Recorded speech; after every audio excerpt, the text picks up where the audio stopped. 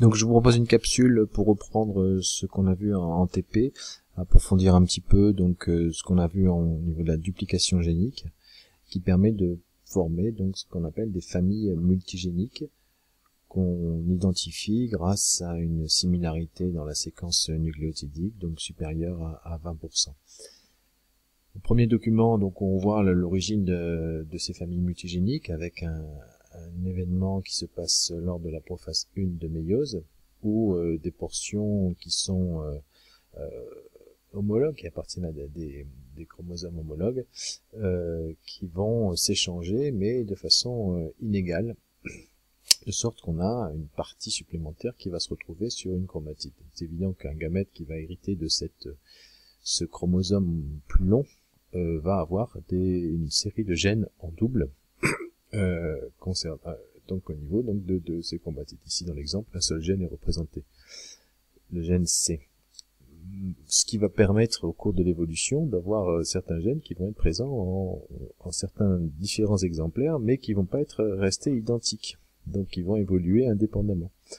Notamment ici, donc les gènes de la globine qui vont avoir plusieurs versions, vont être présents sous forme alpha, bêta, gamma, delta, voire myoglobine, comme on l'a montré en TP, tout ceci formant une famille avec à l'origine un gène ancestral.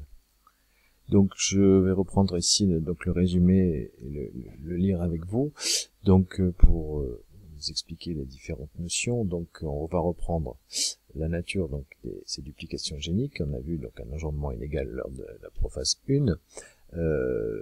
L'élément dupliqué peut rester sur le même chromosome, former donc des copies supplémentaires de gènes, ou alors être transloqué dans un autre chromosome, qu'on appelle une translocation. Trans, échange, et location, position. Ainsi donc se forment les familles multigéniques qui vont former, qui vont être ce qu'on appellera des gènes homologues, formant des protéines homologues.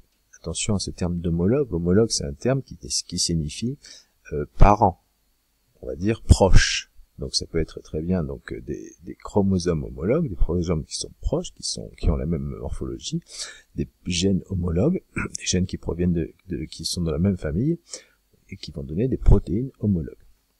Les conséquences sont variables. Si le gène en double subit des mutations non-sens, il peut très bien y avoir donc des gènes qui sont plus fonctionnels, qui deviennent plus fonctionnels et qui vont donc entre guillemets pour l'instant ne servir à rien. On appellera ça des gènes de réserve dans l'évolution.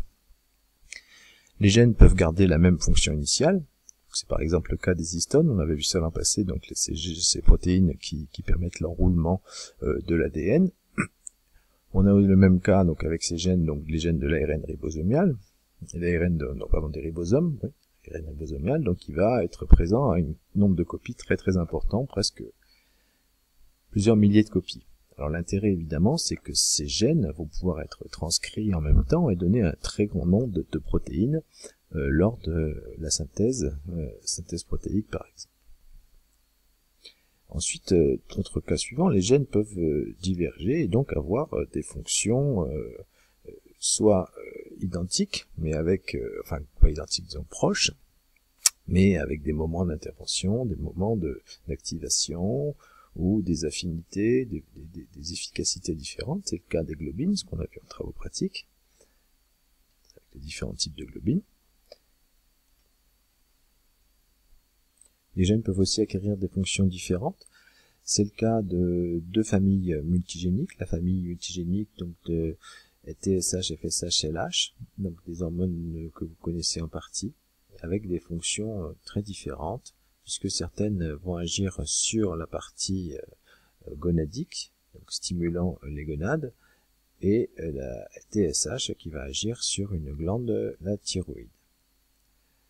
Les gènes de la famille multigénique ocytocine ADH sont encore, on va dire, plus différents, puisque en fait l'ocytocine va permettre ce qu'on appelle la lactation, donc la production de lait, tandis que l'ADH, une hormone qui va être propre aux mammifères, va permettre donc la régulation hydrique, la diminution des pertes d'eau, ce qui va avoir un intérêt évolutif très important chez les mammifères.